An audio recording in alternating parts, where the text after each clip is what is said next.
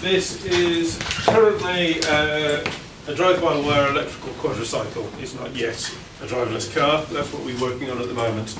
So that's this classification, is it? Or That's what it is technically, yeah. So it's so whenever it's in the news, you'll be told it's a driverless car. Yeah. It isn't yet. So it's an electric vehicle. It's rear-wheel driven. The front wheels are steered by two separate steering racks, one of which is connected to the steering wheel, so the human driver can control it. The second one is controlled by actuators, by drive-by-wire. So the base vehicle has a CAN bus in it, and across the CAN bus, our computer can get all of the signals that are read from there. So that includes the ultrasound, the front the electric bumpers, whether or not something hit the front, which direction the steering wheel, the wheels are pointing on the two steering racks, and what speed it's currently going at. And once we've put it into a drive-by-wire mode, we can send across the CAN bus our demands. We can tell it what speed we want it to drive at and what steer we want it to drive at. And so that's the job that we're doing over the next few months, is to actually get that into a basic autonomous control system. which has been out on the road in some autonomous form, hasn't it? This one hasn't. Oh, okay, no. So this is a fresh buck, as it were. Well, this is the original. Okay. It wasn't delivered on time for the completion of the integration work to be done for the completion of the project. So a different vehicle that kind of looked similar and had the same livery on it was the one that was in the news when it was actually autonomous. Okay. For a few days of trials towards the end of the project. Yeah. So the plan for our autonomous control system is that it's going to be the most basic thing you can possibly call autonomy. So it's going to have absolutely no safety system in there that doesn't involve the driver. So it will. We have a high quality GPS INS, so inertial navigation system that uses GPS, and that will be our localization source. So that'll be telling it where it is, and we'll manually drive it around a route, and it will record that, and that will tell it where it wants to go. So and then we'll therefore be effectively to be able to replay that route, and it'll go where it went the first time. If there is a car in the way, or a pedestrian, or a cyclist, we will hit that car or pedestrian or cyclist, unless the human tells it not to. So although this is bristling with sensors that in theory are capable of detecting those things, what we're going to have is a human driver who can slow it down or stop it if there's something in the way. So that is, as I say, the most basic thing you can call autonomy. It will replay a route. And the kicking around, there are various diagrams. So if you look on the whiteboard over there, there's a thing with lots of blobs on it. Each of the blobs on that connect to the various blobs around it, and they do one of the functions. And the plan is that we have lots of nodes within our thing, each of which is a separate process, and each of which does almost nothing. But all of them together form the autonomous control system. And the idea is, therefore, that any students or people from small companies or anybody with funky ideas from academia can come along and say, right, I've got this new control algorithm. Therefore, we'll rip our node out, we'll put your node in. As long as you've got the same interfaces, you can control the pod. Or I've got this localization algorithm. By using some sensors that I'm going to add to your pod, I'll be able to tell the system where it is. Therefore, we use our control system, our path planning, and we get the localization from that system. And that allows, so for an academic organisation or for an SME to build something with the capabilities of this and do all of that is out of the means of most groups.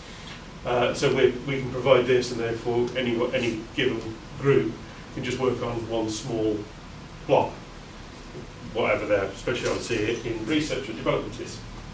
So that's the base unit, and then on top of that we have got various sensors that whenever we go out, we log all of the data from all of the sensors. So you get all of our control functions will be logged, but along with it we know we've got very high quality LiDAR there, so they will give us point clouds for about 270 degrees around there. They themselves do classifications, so they should be able to detect pedestrians and cyclists and cars and trucks and tell you what each of those things are. They're not actually very good, so if anybody from had wonderful algorithms that they wanted to run against point cloud data and do better classification. That would be an interesting thing to do. We've got Bumblebee cameras. I don't know if you're familiar with the Bumblebee cameras at all. Okay, so there's 3 cameras here at the front. So that produces effectively 3 stereo pairs. So if you use any 2 of those, it's like human eyes. So not only do you get the image, but you get depth information as well. And so by using the 2 outer cameras, we get better depth of field for distance objects because actually the eyes are further apart. Or either any other 2 pairs, then that's better for which way around is it? So they all like a triangulation, knowing the difference between them, and then you get the angle and Yeah. the dimension of this. So you find out what you can. You find. You objects- match, there's a pixel disparity map, and basically you compare both images and measure from one side, for example, where is certain pixel, then you measure where is the pixel in the other image, and then you just compare both. Since you have quite a huge accuracy in the position of the lenses with respect to each other, you just measure how far is that pixel in particular. Yeah, but it is effectively triangulation that you do.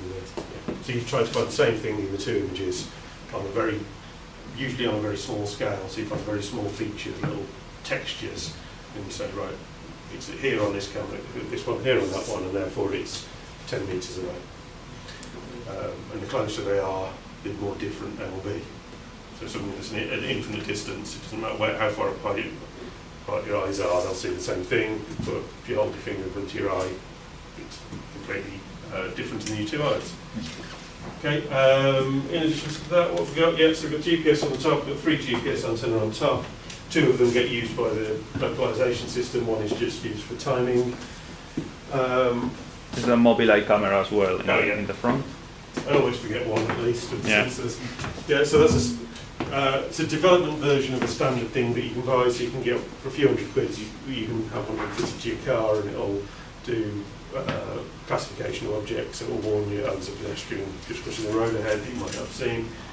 But because we've got a development version, we can get all of the information from that going into our system and do classification that way. I think that's sort of it. So, any questions? Surrender was saying that because of the fact that it captures effectively data about people as well, there's a certain, let's say, restriction on how much is accessible maybe to the researcher, but certainly in terms of open sourcing. Yes, stuff. that's mainly the problem. So the Mobileye camera, for instance, we don't actually log the images, we only log the output, so that's not a problem. Right. It's the Bumblebee cameras, which are actual cameras, because as soon as it sees a number plate on someone's face, it becomes personal data. Yeah. We become a data controller. We're liable for £5 million should anything go wrong with it. Right. So, but all the other data should be. Okay. There's no way of identifying the people in it. Okay. So that's going to be surely an issue with any other vehicle system that employs such a device, isn't it? So that's one of the ethical questions, I suppose, about going forward with autonomous vehicles. How much they capture about the world, which people So you- don't understand. Yeah, so you could consider it. Yeah, I suppose it's ethics and blame, but I care about the law at the moment. It's just sort of Yeah. because the kind of given that we only drive the vehicle in public space, Yeah. we're not doing anything for anyone taking a photo and putting it on Facebook. Yeah. We're gathering evidence that person was in a certain public place at a certain time, which anyone with a mobile phone could do. Mm. Once we start looking into private spaces, then that's different. But I suppose the other issue is that people don't necessarily know that that's what's going on, whereas if somebody's holding a mobile phone up, you've got Yeah, so one of the accuser. mitigations we've got is when we redo delivery, we will put we all being recorded in the same way that you see CCTV Yeah. warning signs. We'll have that on the vehicle with our contact information. Yeah. And you were saying that the two front wheels are steered effectively independently. Yeah. So, No, not independently of each other. oh right, There's 2 steering racks, each of which control both wheels. okay, but the racks are connected then, are they, with a, I don't know what you call it, a track rod or something? through? Yes, there's 2 track rods in there Okay. that control. Yeah. So So one is for the manual, and the other one will be for the autonomous. Yeah. yes, one for the by-wire, one for the manual. Mm. But Which just means that unlike most autonomous vehicles that have got a steering wheel, if it's being driven autonomously or by wire, the steering wheel will turn. And this is the standard autonomous driving position at the moment. If you're being filmed for the news or whatever, and the standard position is like this, so that the camera can see that you're not steering, because the steering wheel is moving, and you can see that on the video.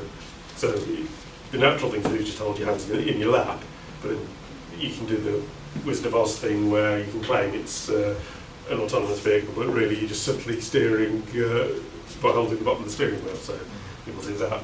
But in our case, we'll probably still go and take that position, but the steering wheel doesn't move because it's a separate steer system.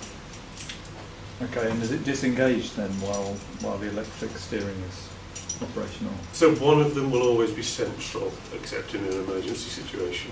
Okay. So in order to put it in autonomous mode, so normally the drive-by-wire system will be facing forwards, and therefore the manual steer has got the full range. In order to put it into drive-by-wire mode, you have to centre the manual one, and it locks it. And therefore the drive-by-wire has got the full range. Okay. But then as you're driving along, so the safety case of this is that you have to have a manual driver. There is a pressure sensor in the driver's seat, so if there's not someone sat in there, you can't put it in drive-by-wire mode. If the seat belt isn't on, you can't put it in drive-by-wire mode. If the doors aren't closed, you can't put it in drive-by-wire mode, and so on. But then once you request that, you have to centre the steering wheel, and it locks it. You have to put your foot on the brake, and the act of taking your foot off the brake is what finally puts it into the drive-by-wire. And then while you're driving, or while you're being driven, while the drive-by-wire is in control, if at any point you touch the brake or touch the accelerator or turn the steering wheel, they'll instantly drop out of drive-by-wire and back into manual control. So even if you turn the steering wheel, because you might just do that involuntarily at some point, or is that the idea? That's the idea. Involuntariness means there's a problem and you're actually steering. So if the safety driver finds them doing something that naturally, so if you're being driven along and a child runs in front of you, you're going to naturally slam your foot on the brakes and steer away from it.